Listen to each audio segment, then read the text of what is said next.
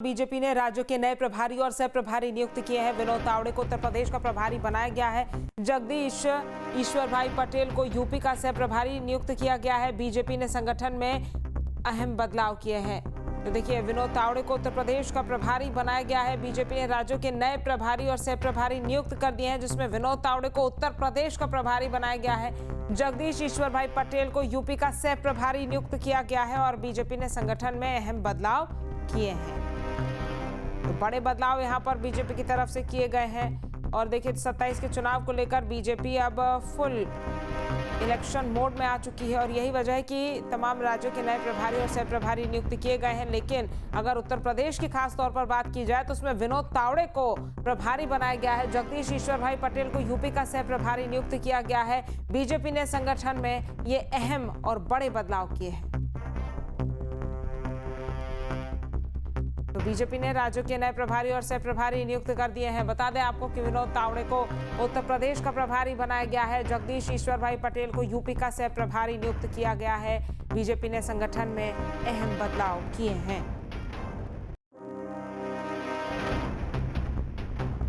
विनोद तावड़े को उत्तर प्रदेश का प्रभारी बनाया गया है। जगदीश ईश्वर भाई पटेल को यूपी का सह प्रभारी नियुक्त किया गया है। आलोक पांडे हमारे संवाददाता ज्यादा जानकारी के साथ जुड़ गए हैं। आलोक, बीजेपी ने जो ये बड़े बदलाव संगठन में किए हैं, अगर उत्तर प्रदेश के प्रभारी और सह प्रभारी की बात की जाए तो क्या कुछ मायने इसके निकाले जाएंगे? जो नाम विनोद तावड़े का सामने आया और साथ ही साथ जगदीश ईश्वर भाई पटेल को यूपी का सह प्रभारी नियुक्त किया गया है, क्या कुछ रणनीति यहाँ पर बीजेपी की है 27 के चुनाव को लेकर भी साथ में?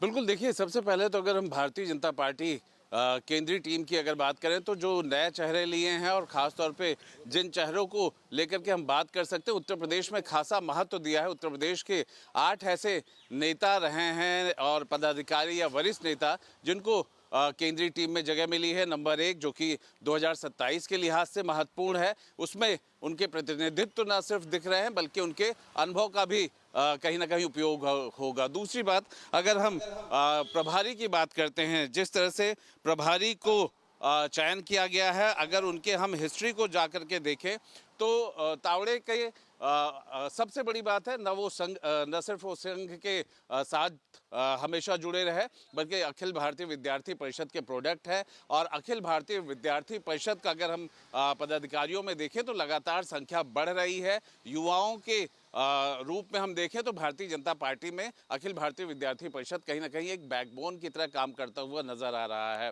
रही बात तावड़े की, अगर हम बात करते हैं इनके पृष्ठभूमि के, इनके पॉलिटिकल अचीवमेंट्स की या इनके चैलेंजेस की, तो महाराष्ट्र में इनके पास लगातार संगठन का दायित्व की भूमिका में महत्वपूर्ण पद रहा है। दूसरी बात यह है कि महाराष्ट्र के चुनाव को लेकर के या महाराष्ट्र के संगठन को लेकर के महत्वपूर्ण पद इनके पास रहा और उन्होंने उसको बखूबी निभाया, क्योंकि महाराष्ट्र में अगर हम बीजेपी को मजबूत स्थिति में देख रहे हैं तो कहीं ना कहीं जो पीछे के कार्यकर्ता या पदाधिकारी होते हैं ये उन्हीं की मेहनत होती है।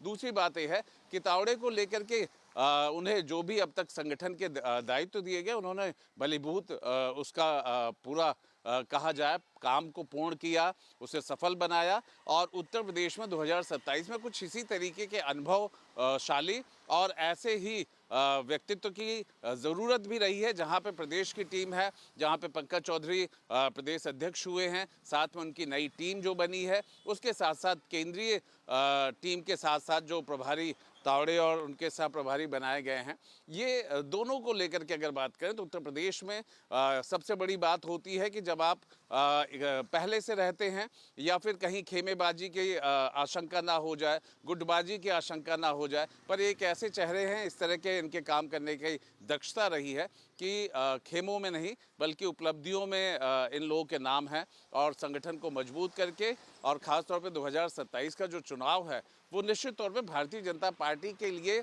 एक चुनौती इसलिए कही जाएगी कि 2 बार सरकार होने के बाद एक एंटी इनकम्बेंसी होती है। दूसरी बात यह है कि जब आप इतना अचीव कर लेते हैं तो उसे जनता तक पहुंचाने में, विकास कार्यों में जनता तक पहुंचाने में वो भी एक रणनीति होनी चाहिए।